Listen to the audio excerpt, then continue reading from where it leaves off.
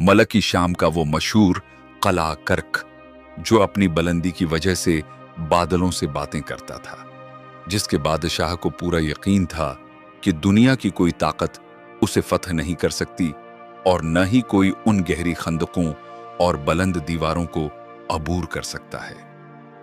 वो किले की दीवारों पर खड़े होकर मुसलमानों का मजाक उड़ाते थे और उनकी हंसी दूर दूर तक गूंजती थी, मगर वो ये भूल चुके थे कि उनके सामने वो शख्सियत खड़ी है जिसकी हिकमती अमली तलवार से भी ज्यादा तेज थी। सुल्तान सलाह अल-दीन अयूबी। सुल्तान ने अपने सपा सालारों से कहा कि हम नीचे से नहीं बल्कि ऊपर से हमला करेंगे, और फिर तारीख ने वो मंजर देखा जिसे कोई कभी भूल न सका।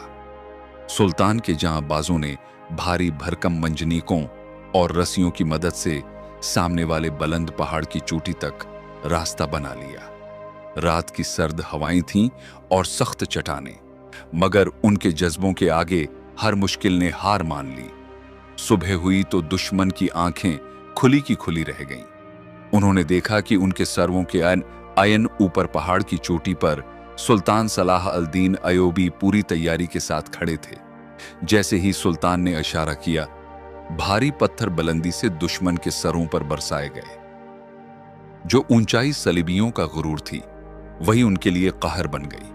सलीबी कमांडर का तकबर और उसकी फौज का घमंड सुल्तान की अक्ल और बहादुरी के सामने ढीर हो गया।